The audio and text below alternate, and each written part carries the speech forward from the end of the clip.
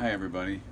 So everybody that receives a record changer from me that I've serviced, or a console that I've serviced that doesn't come to you in an upright position, or if it's laying down, or if this changer comes back to you in a box, through shipment it's going to be flipped upside down.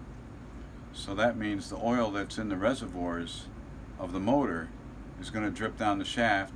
You're going to get oil on the motor shaft, and in turn it's going to get on the idler wheel, and after that it's going to get on the inside rim of the platter. So I'm going to show you what to do when you get it. So when you get your changer back from me, if you have one of these that has a clip on here, you got to just slide it off like this. Keep your finger on the other side so you don't lose it. Put this in a safe spot. I like to use a container like that. So then pull this off.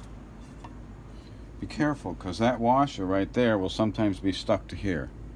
If it is, you don't want to lose it. So put that back down there. And there's grease on there, so you're going to get it on your fingers. So always use alcohol to get your fingers clean. Alright, so on this particular Motorola, which is a VM changer, we have a stepped idler wheel. So what I'm going to ask you to do is first you want to get some 91% isopropyl alcohol. You want to get some Q-tips. So I'm going to dip that in my alcohol. And what I'm going to do is I'm going to turn the motor on, but I'm not going to let it go to reject cycle. So I'm going to go to there. See how everything's spinning? So I'm going to pull this back out of the way.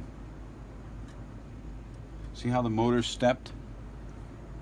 So we're going to use our alcohol. We're going to completely clean that. That motor is spinning right now.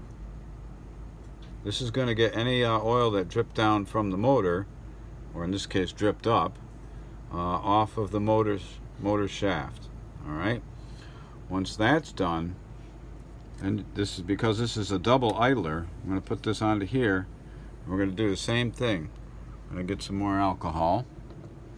We're going to take a few sips, and then we're going to do this again.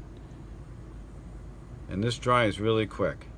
And then you're going to do the same to this, but it's going to slip a little bit because it's wet.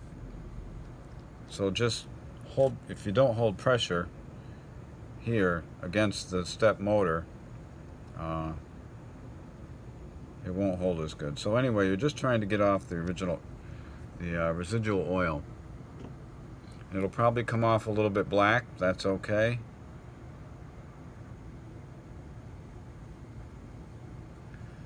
Alright, so I'm going to turn that off. And the next thing you're going to do, remember, if that washer's there, don't lose it.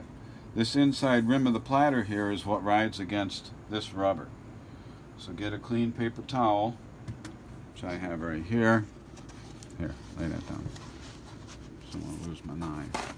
Lose that. So I'm going to get this wet in my alcohol. And don't put your fingers on the inside edge, because you've been handling things like that washer that have grease on them. So just wipe this completely clean. Use the dry side. See how that black comes off there? That could be residual rubber over the years. It could also be some of this paint. But the painted surface wants to remain. I'm going to show you a trick in a minute for putting this back on. Because if you're not familiar with it, which a lot of people aren't these days, it'll be a pain in the neck to you. With a Magnavox Calero changer, this isn't an issue, but a VM changer, in order for you to slide this all the way down, this has to be up. Otherwise it won't go down. So it's a two-step process. So I'm going to put this over this. Before it slides down too far, I'm going to push that up. I'm going to push this up with my thumb. Okay?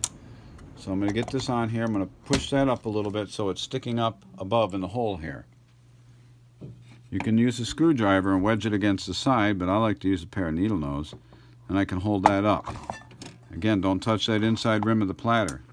Once it's below that point, you can drop it down. And then you'll be good to go. Then put your clip back on. If we do an RCA changer and it's got the turrets in it, it's the same scenario. All the mating surfaces have to be cleaned. In the case of the RCA changer, though, it has a special ring on it that holds the platter down that you need a special tool for. So other than that, I wish you luck.